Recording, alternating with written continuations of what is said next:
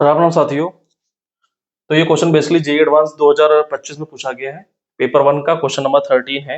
Okay, तो basically ये differential equation से बिलोंग कर रहा है और लिमिट की वैल्यू पूछी जा रही है। ठीक है, अगर नॉर्मल ये डिफरेंशियल इक्वेशन का होता तो इसको अप्रोच करने का तरीका दूसरा होता। ठीक है, अभी यहाँ पे लिमिट की बात की जा रही है तो इसको अप्रोच करने की बात दूसरी होगी। ठीक है, क्योंकि यहाँ पे आइडिया क्या है, यहाँ पे बेसिकली एक्स अगर जीरो की पॉजिटिव साइड से आ रहा है तो इसका मतलब क्या है कि एक्स बहुत स्मॉल है। तो अगर एक्स स्मॉल है तो यहाँ पे साइन एक्स क्या होगा, साइन एक्स इक्विवेलेंट हो जाएगा एक्स के, और कॉस एक्स इक्विवेलेंट हो जाएगा 1 के। तो इस बात का हम ध्यान रखेंगे। ठीक है, तो यहाँ से y1 निकालते हैं। y1 वाले टर्म एक साथ कर लो, x वाले टर्म एक साथ कर लो। बेसिकली वेरिएबल सेपरेबल हम यूज कर रहे हैं, तो D Y one upon Y one, यहाँ पे x साइन x की जगह क्या रख रहे हैं, x रख रहे हैं। ठीक है, एक्स स्क्वायर डी एक्स। ठीक है, तो इंटीग्रेट कर दो। ठीक है, इंटीग्रेट कर दो। क्लियर, तो यहां से क्या आ जाएगा, L N Y one is equal to E की power X Q upon 3 plus C one. ठीक है, तो ई की पावर सी वन को हम ए वन ई की पावर एक्स क्यूब। ठीक है, यहां से डायरेक्ट मैंने लिख दिया। ठीक है, L N Y one is equal to X Q upon 3 plus C one. तो यहाँ से वाई वन की वैल्यू निकल गया ई की पावर एक्स क्यू अपॉन 3, और e की पावर c की जगह हमने a1 रख दिया। ठीक है, क्लियर। अब x अगर जीरो जा रहा है तो ये कहाँ चला जाएगा, e की पावर समथिंग वाला, ये चला जाएगा e की पावर जीरो। e की पावर जीरो का मतलब 1। ओके, तो बेसिकली a1 आ जाएगा ये। ठीक है, क्लियर। सेम यहां से dy to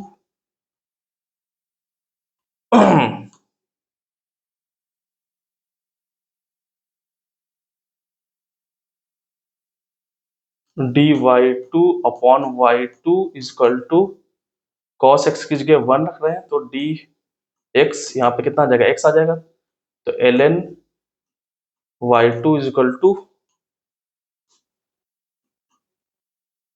X plus C two. ठीक है, तो वाई टू की वैल्यू क्या आ जाएगी, e की power x plus C two. तो बेसिकली ए टू ई की पावर x, और e की पावर x कहाँ जाएगा, x गोज टू जीरो पे 1 जा रहा है, तो बेसिकली ये a2 पे जा रहा है। ठीक है, हमने यहाँ पे a1 क्या लिया है, a1 लिया है e की पावर c1 को, यहाँ पे a2 क्या लिया है, e की पावर c2 को। ठीक है, अगेन यहाँ से। ठीक है, तो यहाँ से क्या आएगा,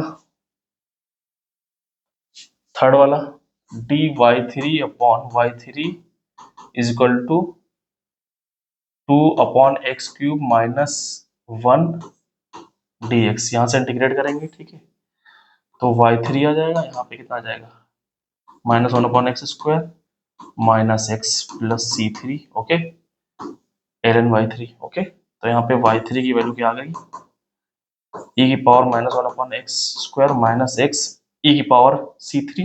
e की पावर c3 को हम लिख रहे हैं a3। ठीक है, क्लियर।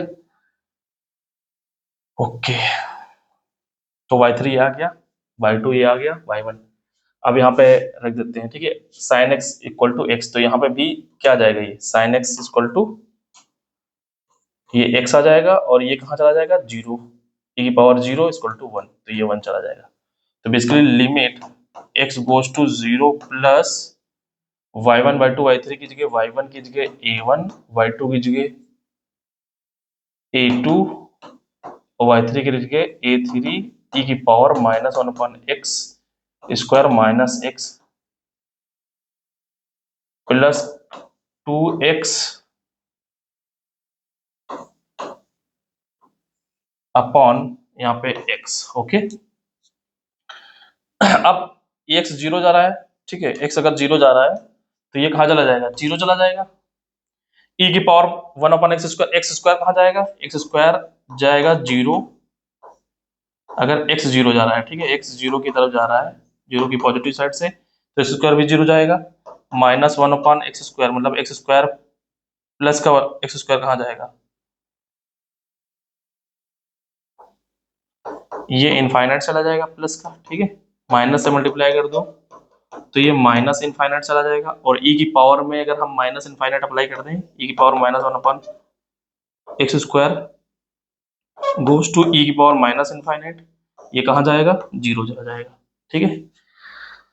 बेसिकली ये हम लिमिट की बात कर रहे हैं, अप्रोच कर रहे हैं, ठीक है, तो ये कहाँ जा रहा है, जीरो जा रहा है, ठीक है। तो बेसिकली अगर ये जीरो चला गया तो ओवरऑल पूरा जीरो चला जाएगा, ठीक है। तो बेसिकली बचा क्या, 2x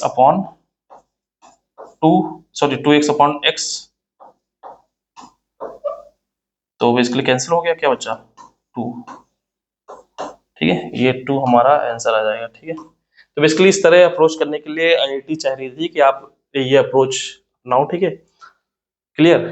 तो नॉर्मल तरीके से देख लेते हैं, ये एक तो मेथड 1 हो गया, वे 1 हो गया, ठीक है। मेथड 2 क्या है, यहाँ पे देखो, जब y1 y2 y3 लॉग के फॉर्मेट में आ रहे थे, log y1 log y2 और log y3, ठीक है, ये ये तीनों आ रहे थे, तो यहाँ पे दोनों तीनों का मल्टीप्लिकेशन पूछा गया है। मल्टीप्लिकेशन कब आएगा, log a plus log b, मतलब basically log a b c, okay. इसकी वैल्यू क्या होती है, ln a plus ln b plus ln c, यही होती है, ठीक है। तो बेसिकली इसका मतलब ln वाले टर्म्स को ऐड करना पड़ेगा, तभी ये मल्टीप्लिकेशन में आएंगे, क्लियर, ओके। तो स्टार्ट करते हैं, देखते हैं।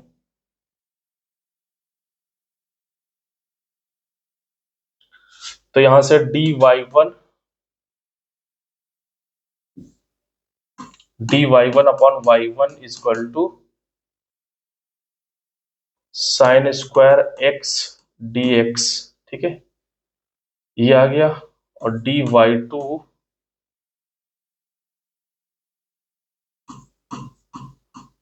अपॉन y2, ठीक है,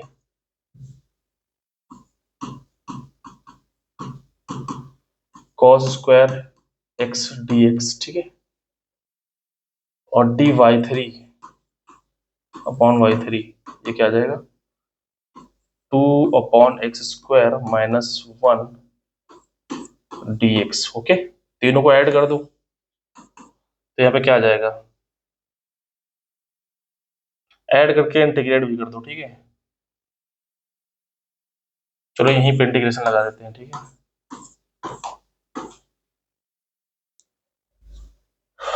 तो बेसिकली यहाँ पे क्या आ गया, ln y1 ln y2 ln y3, यहाँ इंटीग्रेशन के अंदर sine square plus cos square, ठीक है, sign square x plus cos square x plus 2/x² -1 dx। तो बेसिकली ये इक्वल टू 1 होता है, और ये 1 और ये 1 कैंसिल हो गया, ठीक है। तो 2/x² बचा, तो 2/x², ठीक है, 2/x², ये 2/x² नहीं है, 2/x³ है, ओके। इसलिए यहाँ पर 2/x³ है,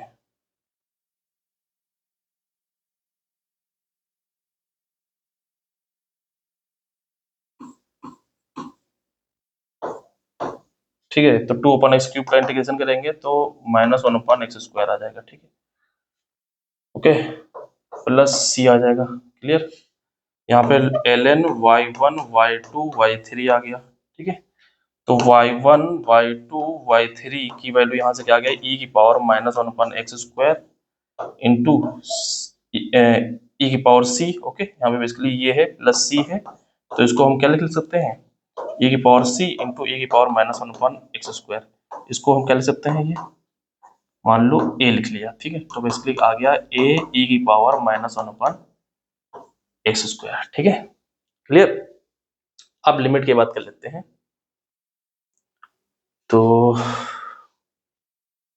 x जब जीरो जा रहा है, ठीक है, तो basically x goes to zero plus, तो ये कहाँ चला जाएगा, x goes to zero plus पे, तो बेसिकली ये कहाँ जा रहा है, ये कहाँ जा रहा है, ये जा रहा है माइनस इन्फिनिट, e की पावर माइनस इन्फिनिट कहाँ जाता है, जीरो की तरफ, ओके। और ये कांस्टेंट है कोई, ठीक है, ये जो वैल्यू गिवन है ये कांस्टेंट है, तो बेसिकली कहाँ चला जाएगा, जीरो चला जाएगा, क्लियर।